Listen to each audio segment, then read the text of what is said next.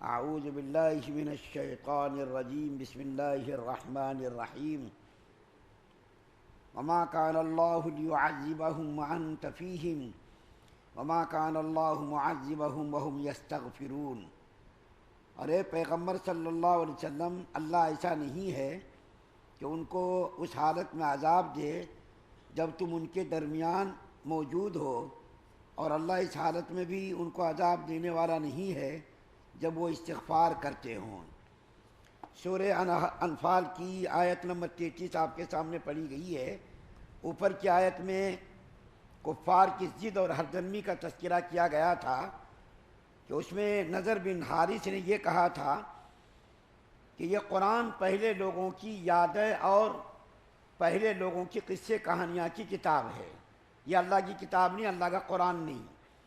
اور یہ کہا تھا کہ اے اللہ، اگر یہ کتاب تیری جانب سے نازل کردہ ہے تو آسمان سے پتھروں کی بارش نازل کر دے یا کوئی دوسرا عذاب نازل کر دے۔ یہ کافروں نے اللہ سے دعا مانگی تھی۔ اس وقت جو آیت کریمہ پڑھی گئی ہے، اس آیت کریمہ میں اللہ تعالیٰ فرماتے ہیں کہ محمد صلی اللہ علیہ وسلم، آپ جب تک اس میں موجود ہوں اس وقت تک ان کے اوپر عذاب نازل نہیں کیا جائے گا۔ گویا کہ آپ کا وجود عذاب کے اندر رکاوٹ ہے۔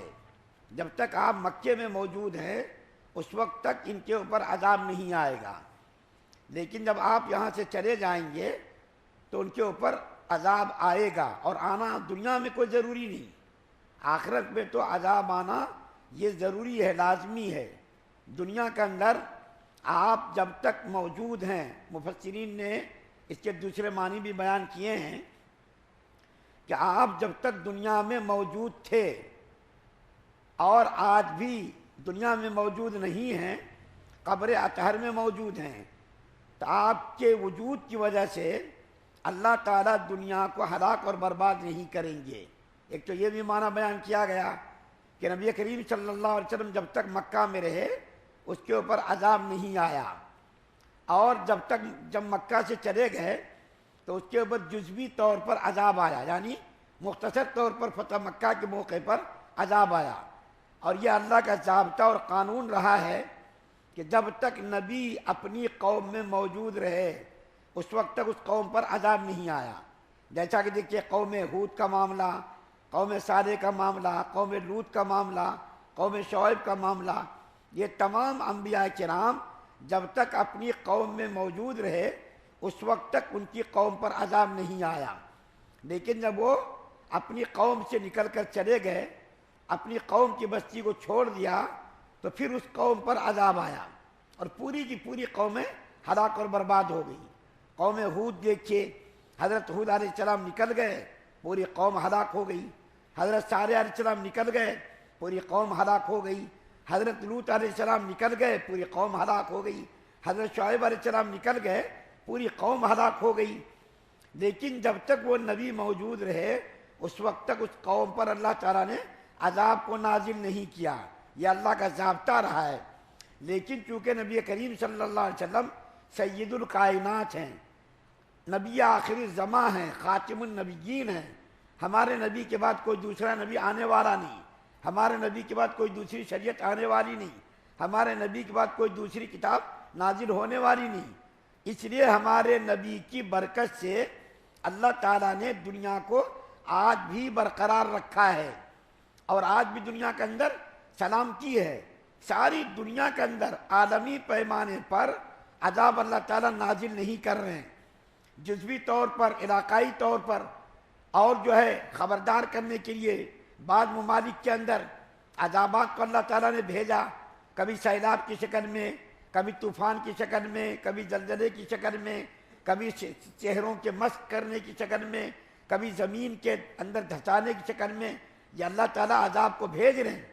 لیکن 2 سال قبل جو عذاب آیا وہ عذاب میری معلومات کے مطابق پورے عالمی پیمانے پر وہ عذاب تھا، لیکن اللہ تعالیٰ نے جب بھی پوری دنیا کو ہلاک اور برباد نہیں کیا۔ 2 سال پہلے جو عذاب آیا وہ عذاب کرونا کی شکل میں آیا۔ میری معلومات کے مطابق انسانی تاریخ میں کوئی ایسا عذاب نہیں آیا کہ ایک ہی قسم کا عذاب ساری دنیا پر اللہ نے مسلط کیا ہو۔ جو عذاب ہمارے یہاں آیا وہی عذاب پورے ہندوستان پر، امریکہ پر، لندن پر، ساری دنیا پر وہ عذاب آیا۔ وہ صرف لوگوں کو خبردار کرنے کے لیے، لوگوں کو مچوکنا کرنے کے لیے کہ دیکھو اللہ کی طرف اب بھی تم رجوع کرو، اللہ کی طرف تم بھی اب رجوع کر کے توبہ استغفار کرو، اور اگر تم نے توبہ استغفار نہیں کیا تو پھر تمہارے ساتھ ایسا معاملہ کیا جائے گا۔ اور 10 سال پہلے آپ کو معلوم ہے سونامی کی لہر آئی تھی، اس سونامی کی لہر میں کئی ممالک متاثر ہوئے تھے اور لاکھوں کی تعداد میں لوگ ہلاک اور برباد ہوئے تھے۔ بہت ساری بستیاں، بہت سارے گاؤں، بہت سارے ممالک اس سے متاثر ہوئے تھے۔ اور یہ جو کرونا کا عذاب آیا یہ بھی ایک قسم کا عذاب تھا لوگوں کو چوکنا کرنے کے لیے۔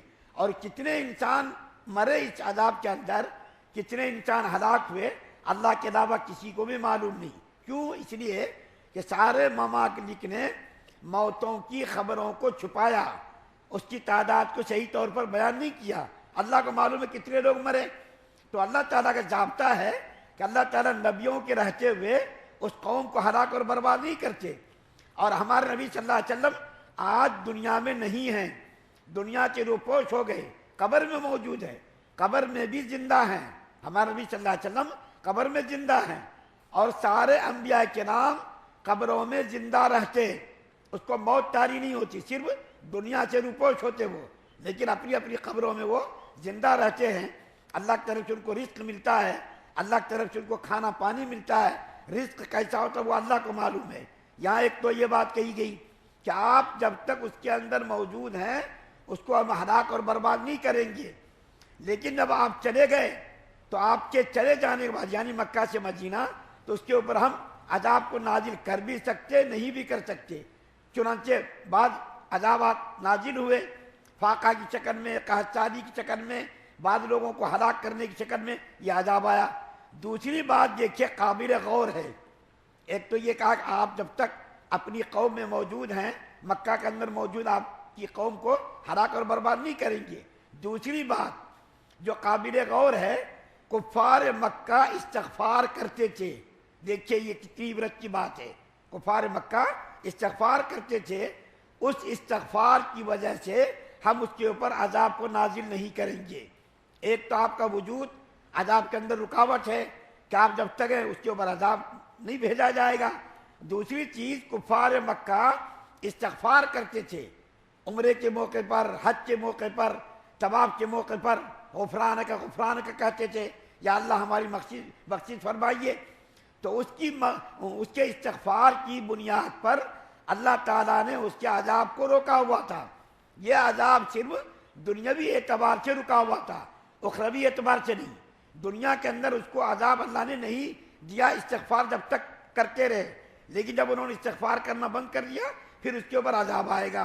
یہ اللہ کا، یہ بھی جو ہے اللہ کا وعدہ ہے کہ وہ جب تک استغفار کرتے رہیں گے ہم اس کے اوپر عذاب کو نہیں بھیجیں گے۔ ایک اور بات کہہ کر کے ختم کرتا ہوں، کفار مشرکین جتنی بھی دوسری قومیں ہیں وہ جب بھی کوئی نیک کام کرتی ہیں تو اللہ تعالیٰ اس کی نیکیوں کا بدلہ، اس کی نیکیوں کا صلہ اللہ تعالیٰ دنیا میں دے دیتے ہیں۔